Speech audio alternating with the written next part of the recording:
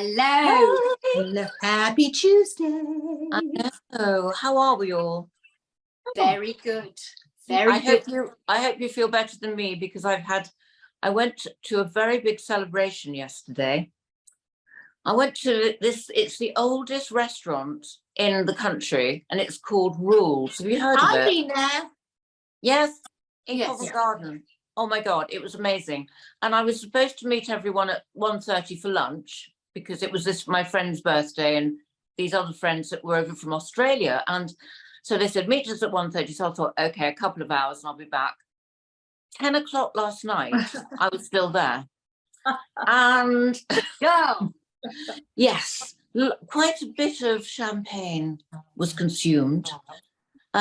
I stuck to one drink, so I don't feel as bad as the others, I would imagine. But it was sensational. It's such a great place. The food is out of this world. Really recommend it.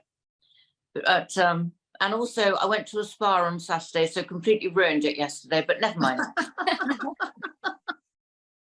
So this is our last what is it called? Penultimate.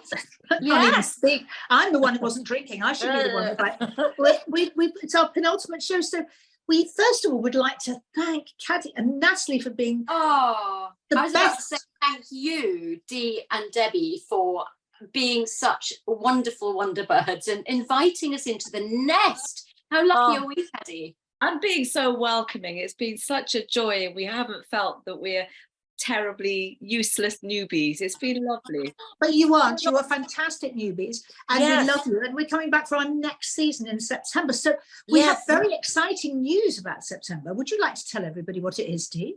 Yes, we have a new channel, and it's on a platform called AOSAT, which is online, as well as we're going to also be on a Sky channel, also called AOSAT, which formerly was called Information TV. But this is just the best news ever, because obviously now we're sort of, the birds are really taking off, and we're sort of flying all over the place. So yeah, really exciting. And that will be launched mid-September, but we will be back. Also, we are are also also The anticipation. Very exciting. And also, the other bit of exciting news is that we are launching the Cosmetic Detectives. Now.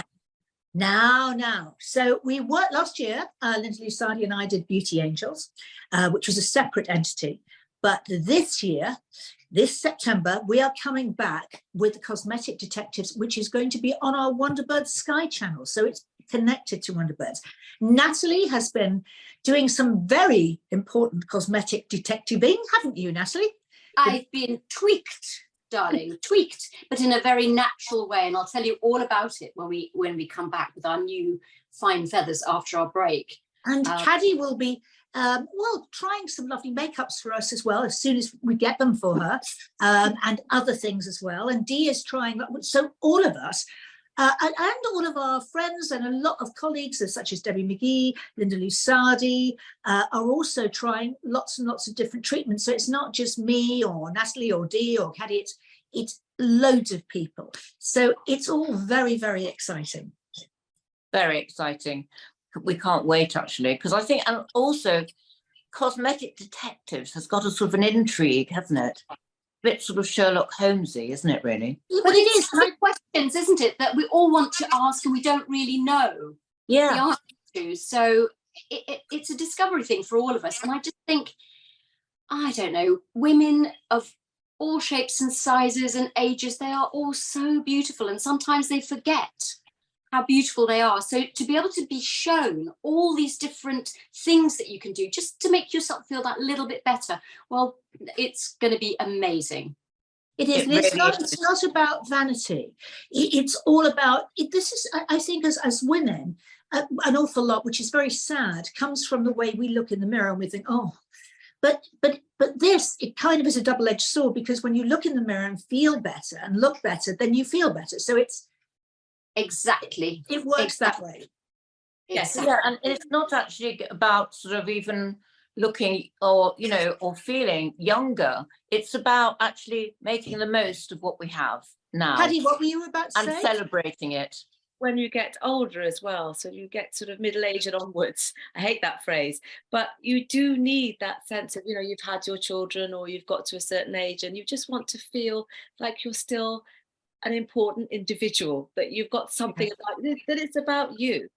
And I think I have to say, I was working with Debbie rehearsing, and this all started with Debbie saying, "What are you wearing?" And I said, "What do you mean?"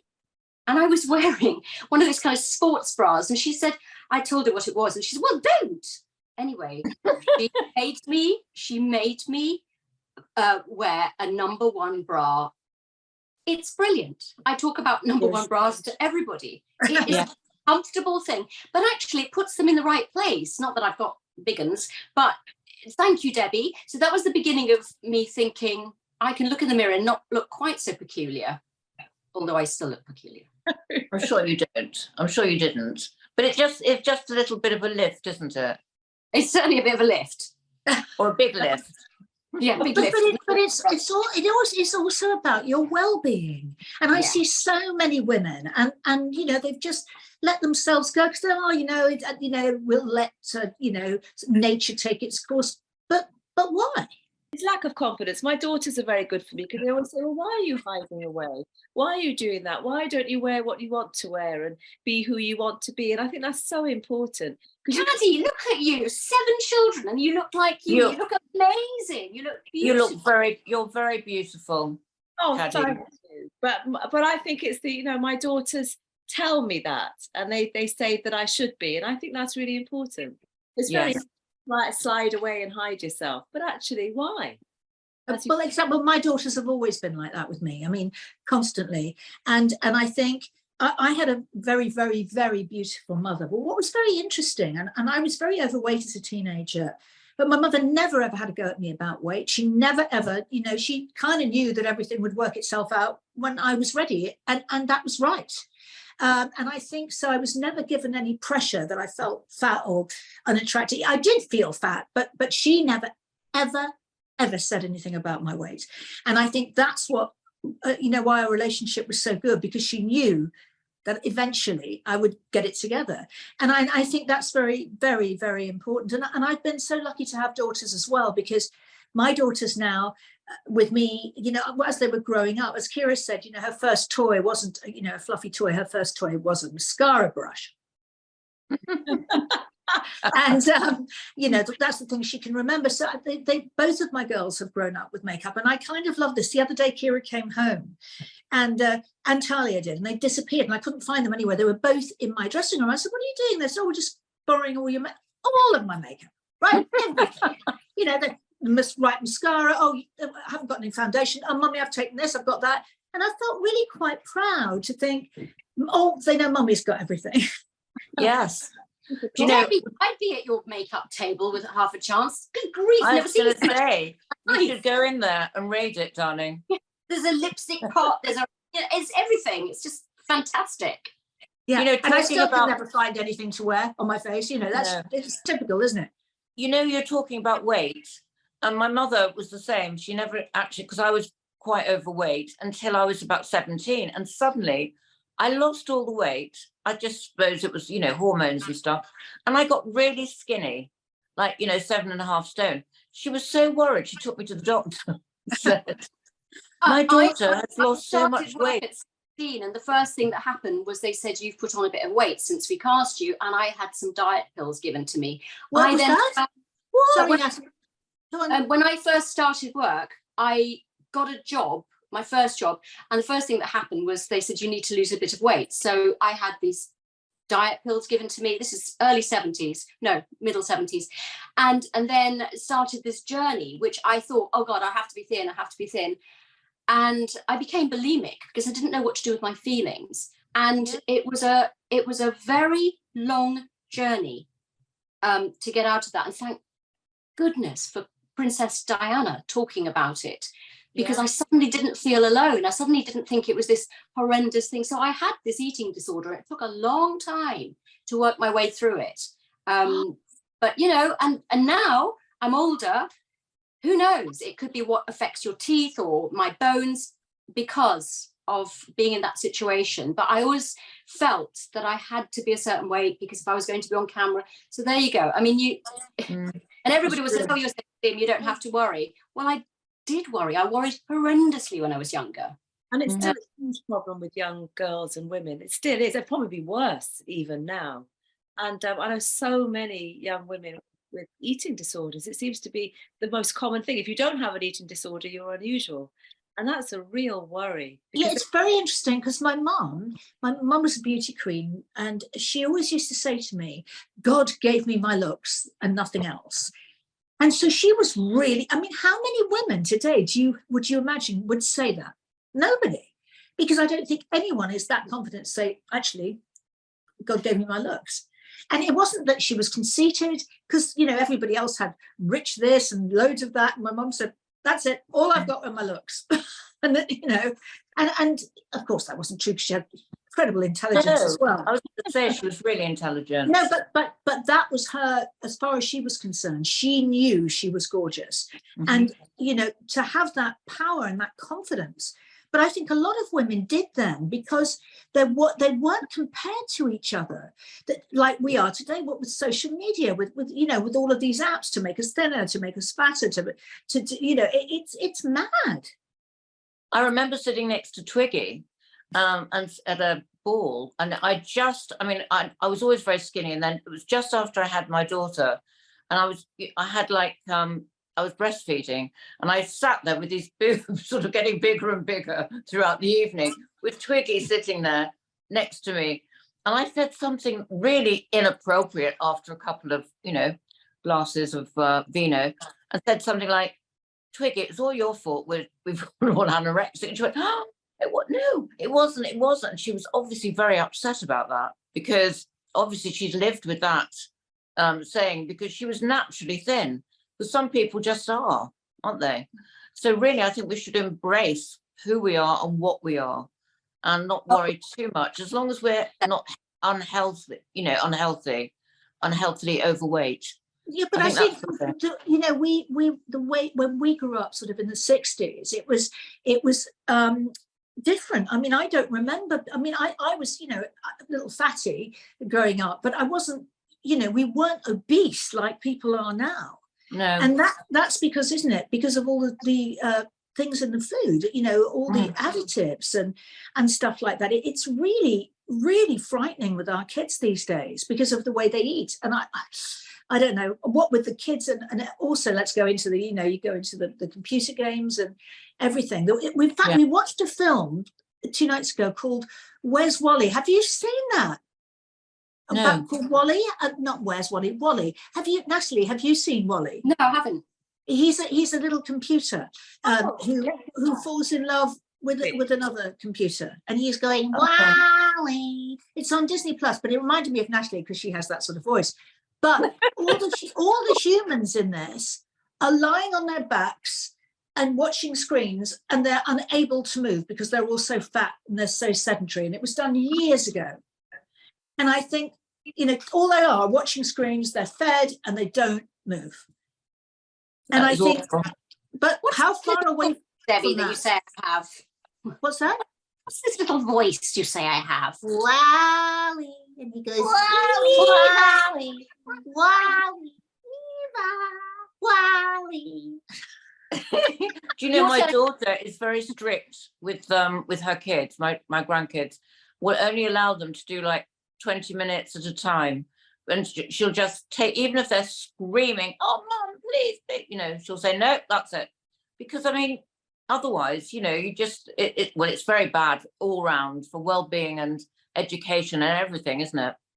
Yeah, it is. And when my children, well, it was easier when my older children were younger. I think 20 years or so has made a massive difference. Yes. My eldest is 27 now. So of course they just didn't have the screens, couldn't afford them anyway. I think now it's got a lot harder. And you have it has all this virtual stuff as well. You know, Archie was going around the other day, was given for his birthday, you know, a virtual thing, and he's standing in the room and he's having conversations, and it's all in his head, and there's sunshine out there, and there's real people. It seems so weird to me. It is weird. bring him back, make him do things in real life. That's just scary. Yeah. That's scary. He's 5. That's what we I do. know. We're off to Wales and walk for 2 weeks. Well, we used to. We haven't got time this summer. Maybe 1 week we'll manage it. But I think Lovely. out and into nature, and it's so important. And children don't get a chance to do it, which is No. So, Caddy, you're doing a lot of performances, aren't you? So tell us about that. Well, my children are doing lots of performances, really. I'm Right. going to lots of performances. So summer is always a time for lots of big music festivals. At the moment, they're all in Switzerland and they've been in Germany, but it's going to be the proms this summer. So back to London. So I know. So really exciting. Yes, so beginning and end of August and September as well. It's going to be Easter and Sheku mainly during. So looking forward to that. So lots of concerts in between. So that's I can't wait. Yeah, amazing.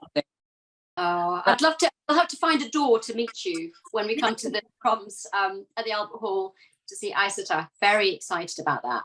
Yes. And what are you doing, Nat, apart from going to see Isata? Well, hubby and I were going to go away, but he's got a play. I can hear him downstairs where he's having to learn so many lines that we will not be going anywhere. But we decided to have, a couple of days out every week, starting with the David Hockney exhibition, which is supposed to be wonderful. So we will just have to do things until he starts rehearsals, but it's a lot of lines that he's got to learn. But, we've been away when he's been learning lines, or I have, but much more rarely. But he might be sitting under a coconut tree with a script in his hand. Well, you're not really on holiday, are you? No. Do you read the lines with him? Never. But that was how I met him in the first place. He said, would you like to come home and help me with my lines? Well, That's a good line. Moved out 6 years ago. So, yeah, that was his shut up line to get me back to his place in Sunbury-on-Thames. And then you never ever have gone over his lines with him ever. No. Not Never. even then. Once, no. Fantastic. Well, I'm working on a new show which is combining Thunderbirds with my music, growing up with Thunderbirds, which I'm launching as well, probably. Well, just a little tryout at the end of August. So I'll let you know where that is. Not at Please. I want to come to that. Oh, thank you, Paddy. Thunderbirds. So I want to Thank you. Yes. Is it themed? Can we dress up? Yeah, Ooh. you have to. Yes. Great. I shall make, actually, that's a very good idea. I'll Little make yellow that a sashes. condition. Everybody come in turquoise. Would that be the right colour? And then you can hand out little D and Yeah. sash. Oh, yes, absolutely. hand out to everyone a yellow sash. Yes. Wow, that's a great idea, Nat. And Caddy, thank you so much for saying that. It would be so lovely to see you. Oh, so exciting. I've got to come. you. Don't leave me out. Please. Thank you, darling. Thank you. That's lovely. So, girls, so what else are we doing? What else is planned for the summer? Well, I don't know what I've got planned. I mean, we're obviously going off on the cruise around Germany, which is beautiful. Then back, and then I'm back to getting this show, Cosmetic Detectives, ready for our new channel. So that's quite difficult because I have a very small brain, and having to work through. Clean, beautiful diamond brain. I have, but sometimes Yes, it's very. you have. I'm also doing the Jeremy Vine show, which will be out on Friday. So please watch it. Oh, yes, Definitely. I'm doing it on Friday. It's not will be out on Friday. I'm actually doing it on Friday morning before you actually see our show in the afternoon. So how about that? Wow. So I don't know what it's going to be like. I'm quite excited about doing that.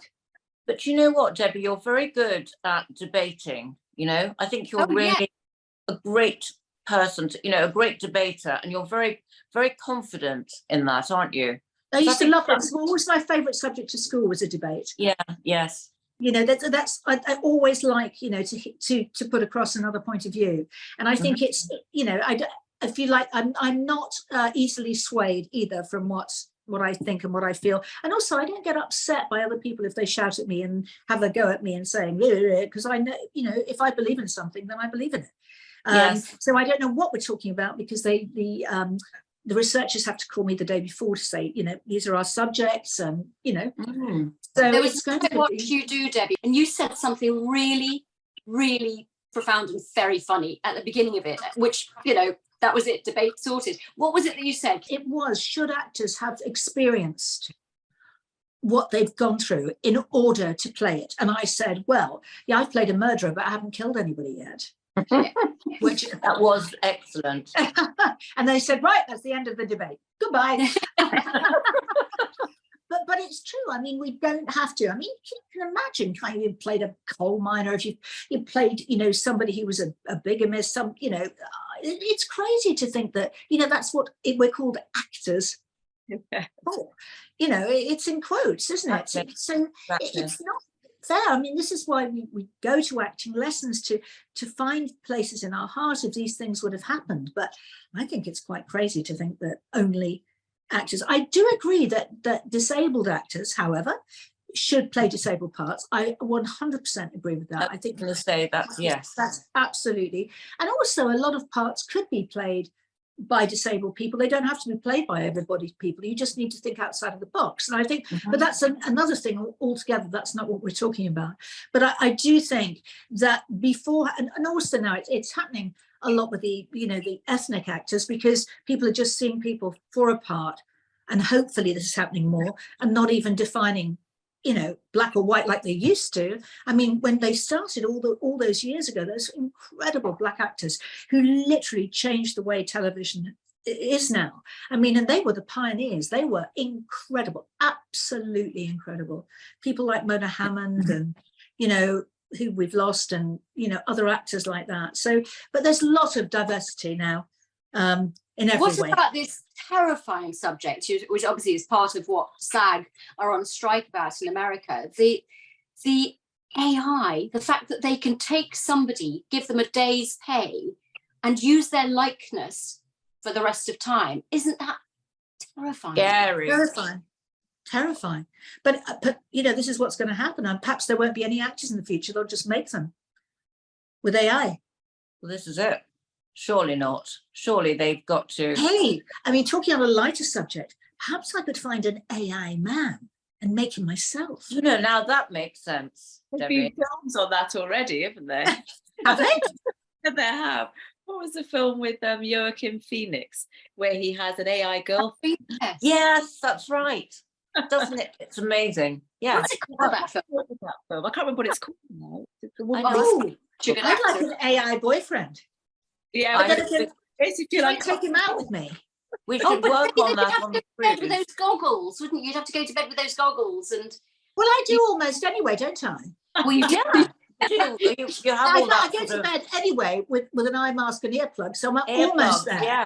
So if there's just somebody in my head, oh, that would be rather nice. Perhaps you could have, yes, you buy one off the shelf. Go into a shop and find an AI man. Just plug it into your, eye thing. And then you've got a relationship, got a lovely physical relationship, and you can just take your goggles off. He doesn't snore. No. He doesn't. Oh my! I think we've come up with something. You don't have to iron his shirts, darling. I wouldn't anyway. Well, you could deflate him in the morning and put him back in the drawer, couldn't you? He doesn't need deflating that. He's only in your head. He's virtual. Oh, I see. Okay. Yeah. Yes. But Debbie irons shirts on the walls anyway, don't you? So. Yeah. Exactly. I'm so glad you remembered most things on the wall. I still, am I completely stupid, but I still find it very hard to put up an ironing board. I remember what you said about when you were married to Chalice, and you ironed on the wall. Yes, Gary just said that. Yeah, I did. But I've always found it hard to put up an ironing board. The other thing I find it hard to put up are pushchairs. Oh yes. Or prams. I mean, when Kira was born, I remember she was 6 weeks old, and I took her out, all by myself. I was really happy because I'd had a cesarean and I wasn't allowed to lift anything. This particular day, David went up, put the thing up. And as I was walking down the street, I went lower and lower, and in the end, she was completely on the ground. So I still never, and I still, there's, as you would, having just had a baby, going, or something. So could it be worse? I did leave I the remember- baby. I did leave I the remember baby at my- the shop. I remember. Oh yes, didn't you just go home on the bus or something? Oh, that no. was I just left, Kira, and just just walked home. I was only around the corner. And then I got home and thought, where's the baby? Oh no, I did that. Did I went to a shop. First time I'd been into a shop since I had my little baby. And I went out and this woman, lovely shop assistant came up. She said, excuse me, have you forgotten something? I went, no, what? And she said, your baby? I said, oh, I'm sorry, I haven't had him very long. Like that's an excuse. Oh, I know. Did you ever do that, Caddy? Did you ever leave one of yours behind? No, my mother-in-law did that with my sister-in-law. She actually took the baby. And it was those days you parked the pram outside the shop. And she went home with her friend and we spent the whole afternoon with her friend until she realised I went back and the baby was still outside the shop. But this was the 1960s. I mean, people were used to Oh yes. it was still there. Yeah, I've got a picture of my husband when he was a baby in one of those great big old prams, literally tied to the railings in a square in London somewhere. Yeah. But people would do that so the baby had fresh air. You would never do that now. You would just never do that now. You get arrested for neglect.